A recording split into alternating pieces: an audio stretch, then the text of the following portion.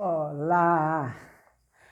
Voltamos para a leitura de mais um capítulo do nosso livro Trem Noturno para Lisboa. Hoje o capítulo 17, ele é um pouquinho longo, tá? Não são textos, Gregórios. O que as pessoas dizem não são textos. Elas simplesmente falam. Fazia muito tempo que Doxíades lhe dissera isso.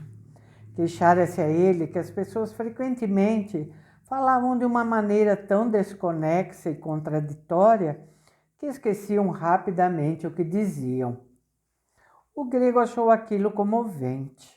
Alguém que, como ele, trabalhara como motorista de táxi na Grécia, ainda por cima em Tessalônica, sabia muito bem que não se podia tomar as pessoas pelas palavras. Muitas vezes falavam apenas por falar, e não apenas no táxi.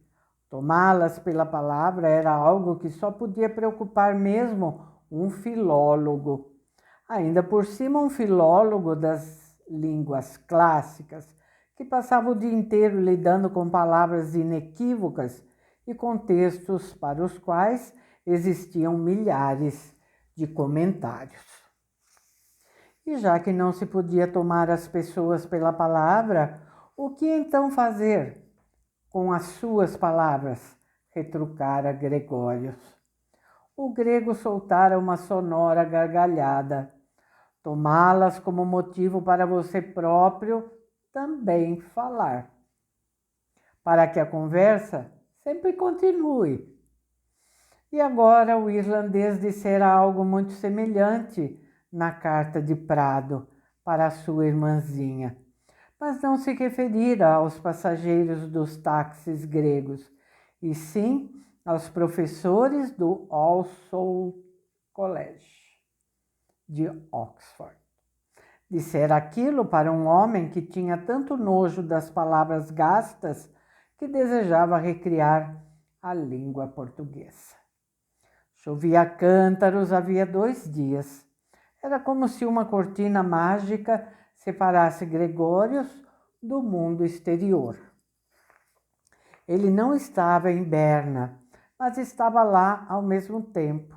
Estava e não estava em Lisboa. Passava o dia jogando xadrez e se esqueceu de posições e lances, algo que nunca antes lhe acontecera. Às vezes flagrava-se a si mesmo com uma peça na mão, sem saber de onde ela vinha. No salão, na hora da refeição, o garçom precisava perguntar-lhe várias vezes o que queria. E uma vez ele pediu a sobremesa antes da sopa.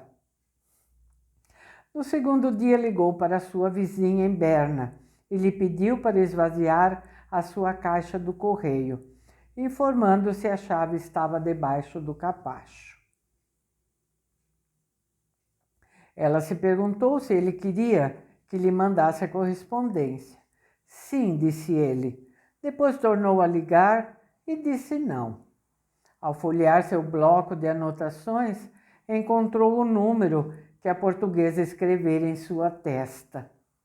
Português. Tirou o fone do gancho e esperou. Ao ouvir o sinal de discar, desligou. A koiné, o grego do Novo Testamento, entediou-o. Era fácil demais.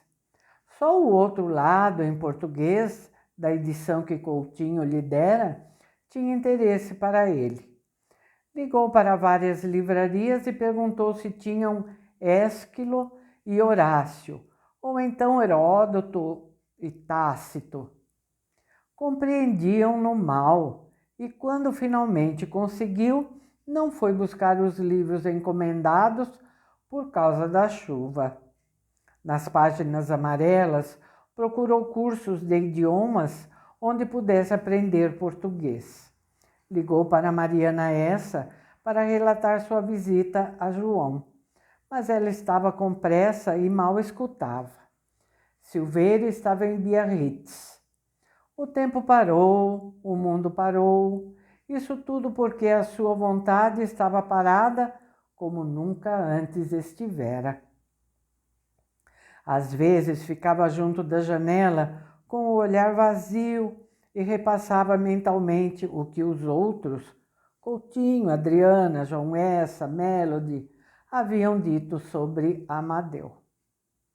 Era um pouco como se surgissem contornos de uma paisagem na neblina, ainda difusos, porém já reconhecíveis, como num desenho chinês a nanquim. Uma só vez naqueles dias, folheou as anotações de Prado e se deteve neste trecho. As sombras da alma. As histórias que os outros contam sobre nós e as histórias que nós mesmos contamos, quais delas se aproximam mais da verdade? É tão certo assim que sejam as próprias histórias? Somos autoridades para nós mesmos? Mas não é essa a questão que me preocupa. A verdadeira questão é: existe nessas histórias alguma diferença entre certo e errado? Nas histórias sobre coisas exteriores, sim. Mas quando tentamos compreender alguém em seu interior? Esta viagem algum dia chega a um fim? Será a alma um lugar de fatos? Ou seriam os supostos fatos apenas uma sombra fictícia das nossas histórias? Na quinta-feira de manhã, sob um céu claro e azul, Gregórios foi até a redação do jornal e pediu à estagiária Agostinha que investigasse se no início dos anos 30 existira um liceu onde se podia aprender as línguas antigas e onde havia padres entre os professores. Ela se empenhou em procurar e, quando encontrou a informação, mostrou-lhe o endereço no mapa da cidade. Encontrou até o escritório responsável pelo liceu na igreja.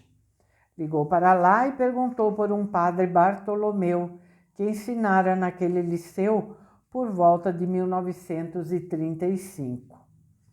Só podia ter sido o padre Bartolomeu Lourenço de Gusmão, disseram. Tinha mais de 90 anos agora e só recebia visitas raramente.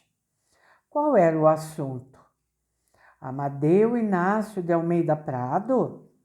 Iriam perguntar ao padre e retornar.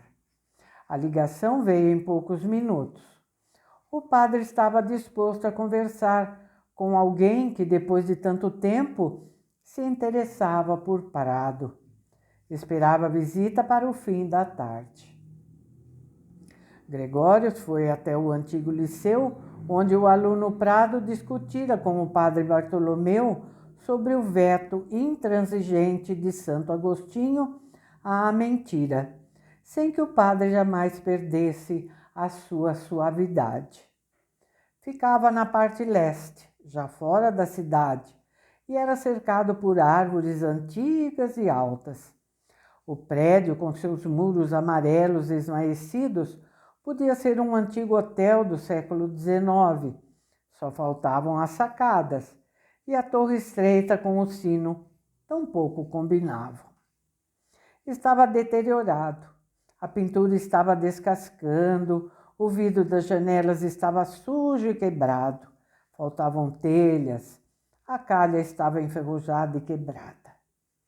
Gregório sentou nos degraus da entrada, que já estavam cheios de musgo por ocasião das visitas de Prado, provavelmente no final dos anos 60. Estivera sentado ali, questionando-se o que teria acontecido se 30 anos antes ele tivesse tomado outro rumo na encruzilhada. Se tivesse resistido ao desejo comovente, mas também autoritário do pai e nunca tivesse estudado medicina. Gregório puxou as anotações do bolso e folheou.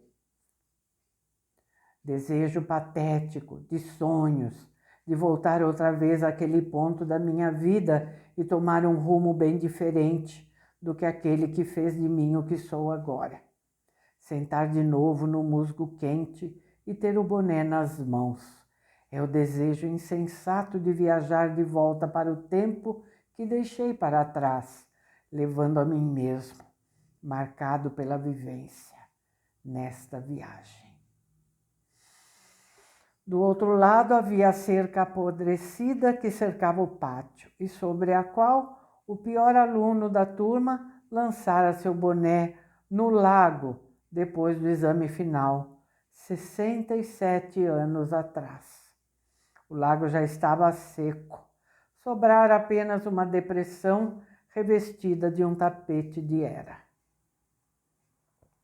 O prédio atrás das árvores devia ter sido a escola das meninas, de onde viera Maria João, a moça com os joelhos morenos e o cheiro de sabão no vestido claro, a moça que se tornara o grande amor intocado da vida de Amadeu, a mulher que, segundo Melody, era a única que sabia quem ele realmente tinha sido, uma mulher de tanta relevância que Adriana a odiava, mesmo que ele nunca a tivesse beijado.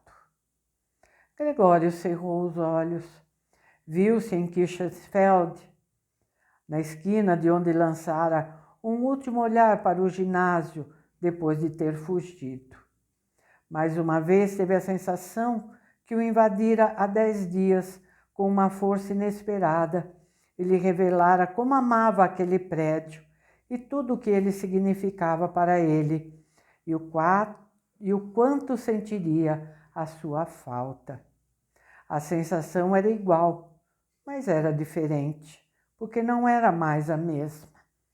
Levantou-se, deixou seu olhar deslizar sobre o amarelo deslavado da fachada e, de repente, não doía mais.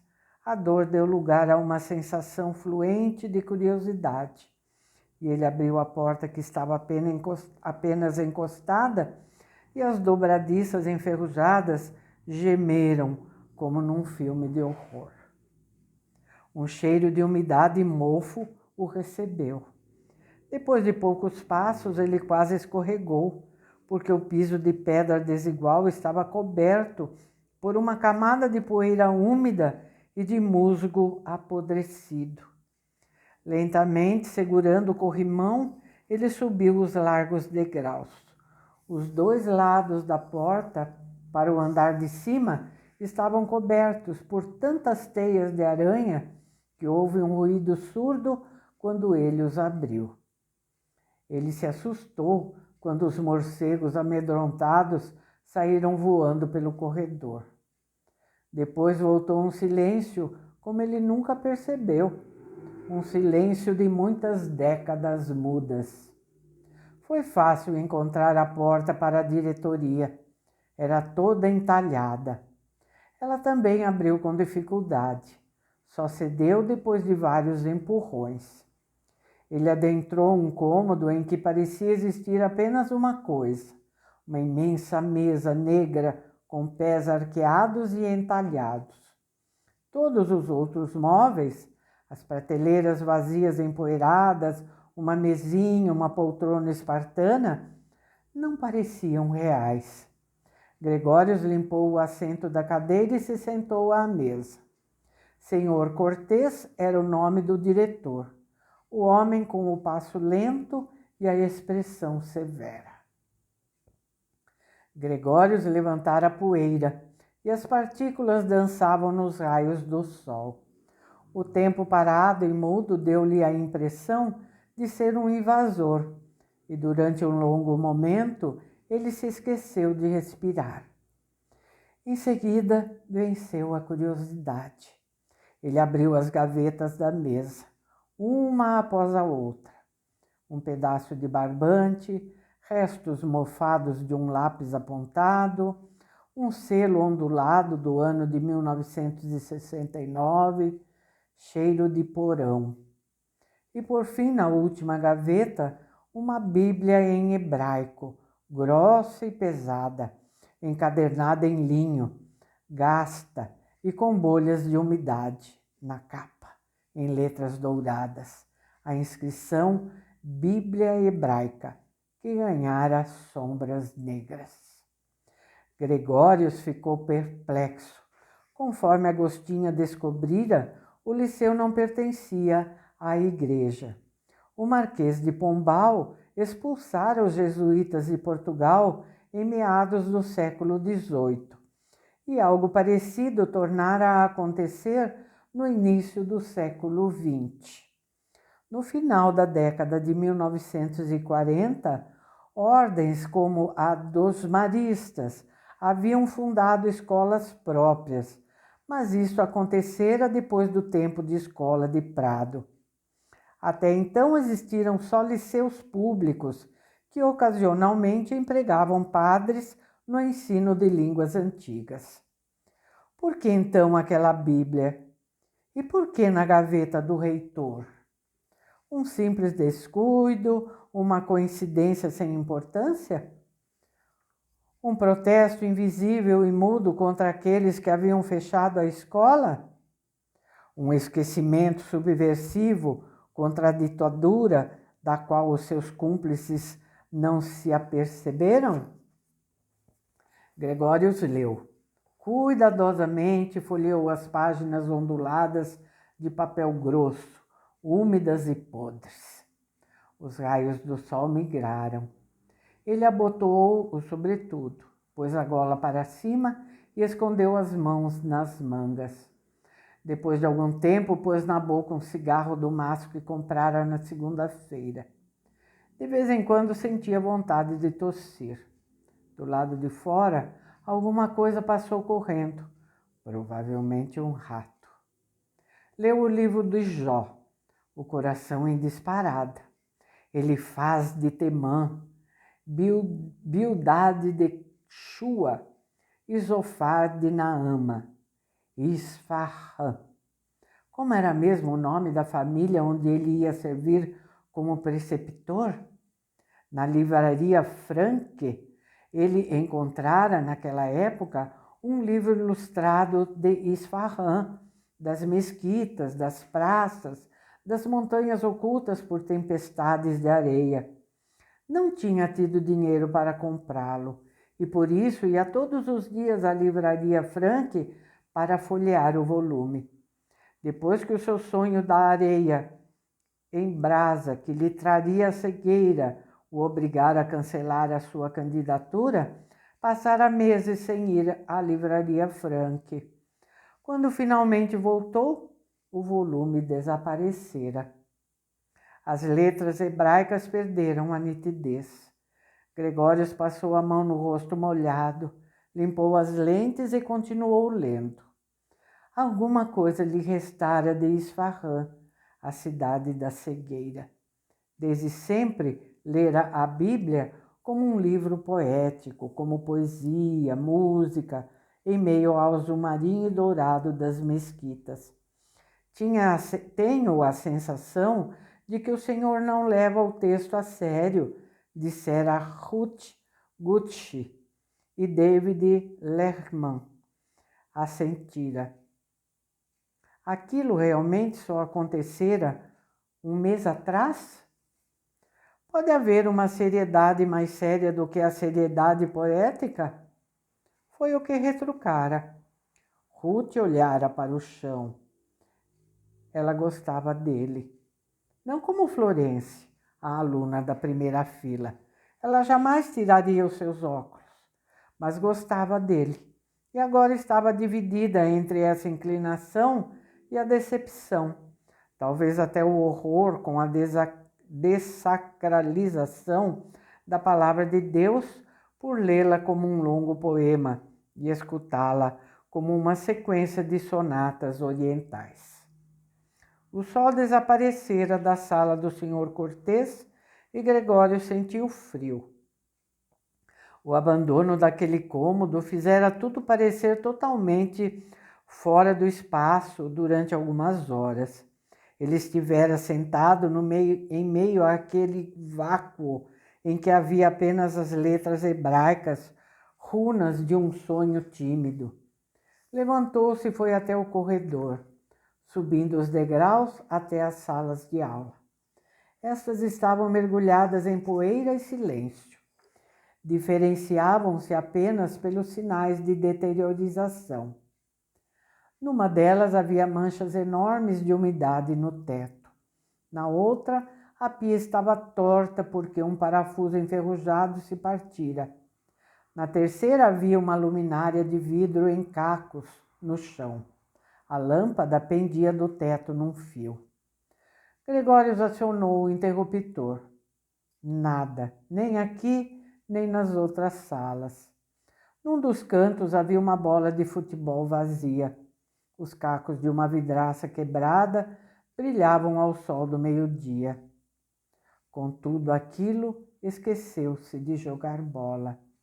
Dissera Melody sobre o irmão, que pulara 2 classes naquele prédio, porque aos 4 anos de idade já começara a ler bibliotecas inteiras. Gregório sentou-se no mesmo lugar em que se sentara como aluno do ginásio de Berna. Dali dava para ver a escola das meninas, mas a metade do prédio estava escondida atrás do grosso tronco de um pinheiro enorme. Amadeu de Prado certamente teria escolhido outro lugar, um lugar a partir do qual ele poderia ver toda a fachada de janelas, para que pudesse avistar Maria João em sua mesa, onde quer que ela estivesse sentada. Gregório sentou-se no lugar com a melhor vista e olhou para fora. Sim, Amadeu conseguira vê-la em seu vestido claro que recendia a sabão. Tinham trocado olhares e quando ela fazia uma prova, ele desejava poder guiar a sua mão. Teria ele usado um binóculo? Na casa nobre de um juiz do Supremo Tribunal, deveria ter existido binóculo. Alexandre Horácio certamente nunca o teria utilizado no camarote da ópera. Mas talvez a sua mulher, Maria Piedade Reis de Prado? Alguma vez durante os 6 anos que ela ainda viveu depois da morte do marido? Sua morte teria sido uma libertação para ela? Ou teria congelado o tempo, congelando também os sentimentos, formações de lava da alma, como acontecera com Adriana? As salas ficavam em longos corredores que lembravam uma caserna.